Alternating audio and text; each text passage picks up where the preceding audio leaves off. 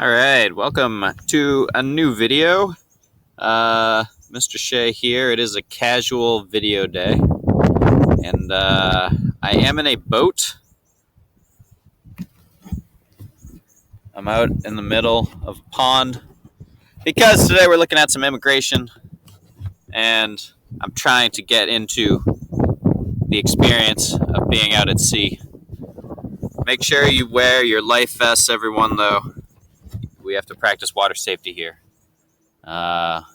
So we got some new immigration, and that's our look at today.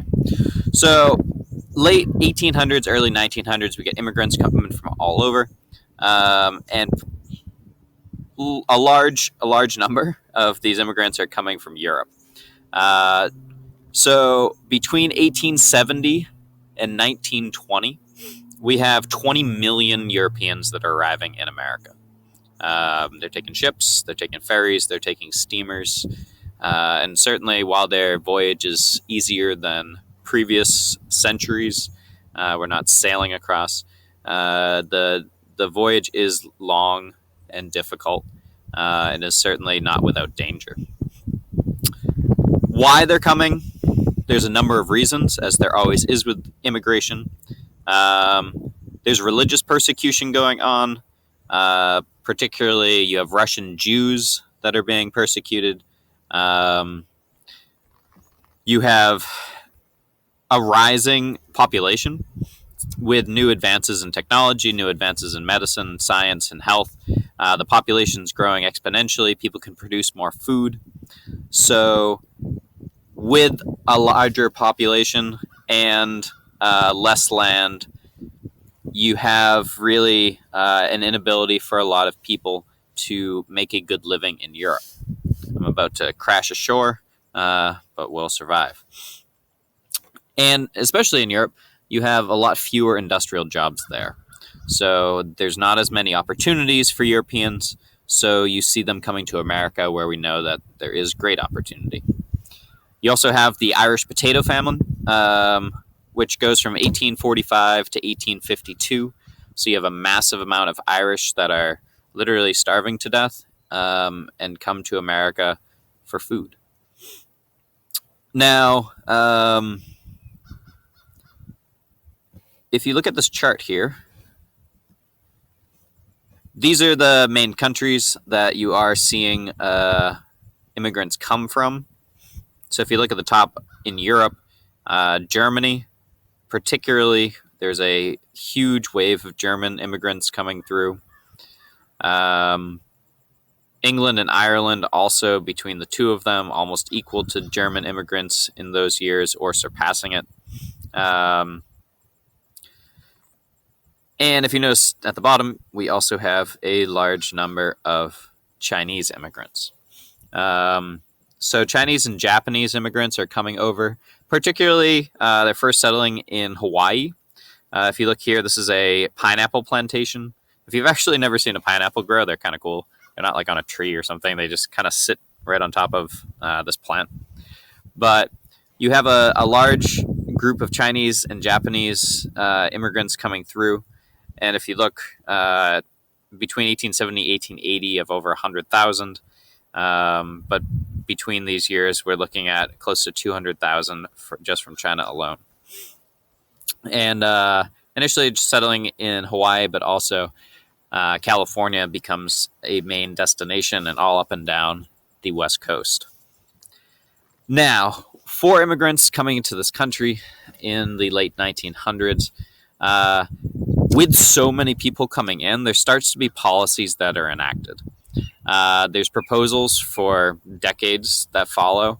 If you look on this left, a literacy test that immigrants would be tested on their reading skills.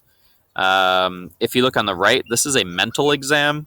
So on the top, you see those faces, and immigrants would be asked to identify which faces would show which emotions, with the presumption that if you had any mental deficiencies, according to the government, then you wouldn't be able to identify emotion. Same with that middle and bottom of trying to pick out differences between shapes. So you have a pretty strong effort to limit what kind of people are entering the United States, um, and really making sure that it's only the most desirable people. Certainly not everyone agrees with this, and certainly not all of these are effective. But there is work. Even today, we have protections against people that are sick. So at various times, mostly throughout this immigration, there's holding cells for people that are sick with diseases, so that they aren't led into the country to spread those diseases, which for all accounts is a very good idea.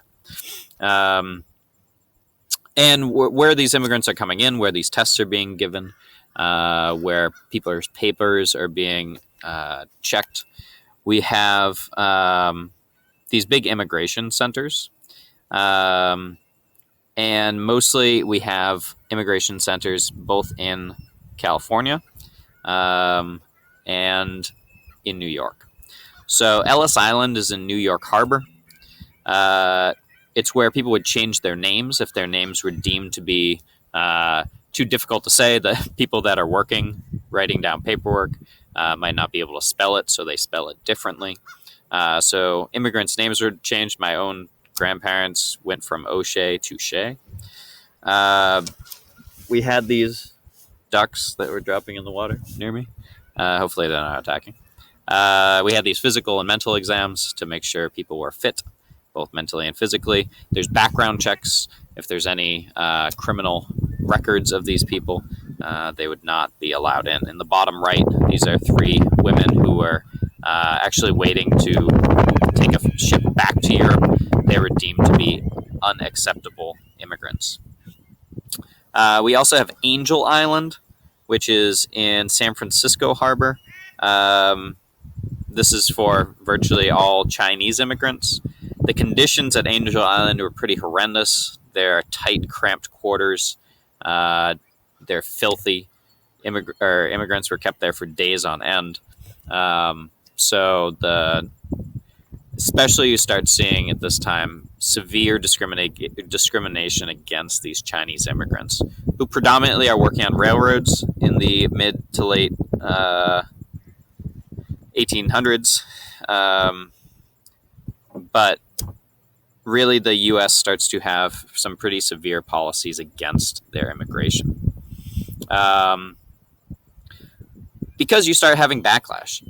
As throughout history with immigrants, there's the people that are living in the United States or any country that are fearing this new wave of people. Namely, you're looking at changing demographics of what language are people speaking. So you can't understand people if they're coming from a new country. The types of food are different. Jobs are now being, as always with immigration, more competition for them. So you start having parties, groups of people that are fighting against immigration. So there's the Know Nothing Party that erupts in 1845. You have the American Party in the 1850s, and they're being formed by these people called Nativists. And Nativists are ones in the United States who think only Anglo-Saxons, aka white, British, German, Scandinavians, were desirables.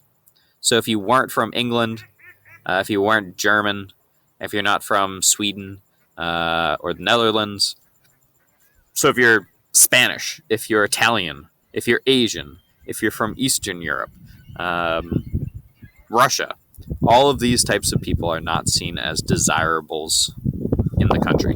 And if you look on the left, there's growing beliefs that the tide of immigration should be slowed, that only a few types of immigrants from Europe should be allowed in. And particularly, this becomes law with the Chinese Exclusion Act. So in 1882, this is passed by Congress, and it bars the entrance of all Chinese into the United States, except for students, teachers, merchants, tourists, and government officials. So if you're not educated, if you're not coming for an education, or if you don't have money, then as a Chinese person, you are not allowed into the country. And these nativists, these people that are supporting the limiting of immigration in the country. They applaud this. On the left, the caption is titled, "As the old Chinese wall falls," aka the Great Wall of China, we'll build a new one. And it was celebrated by many, this Chinese Exclusion Act. Check out these ducks. Hey, ducks. Ducks are cool.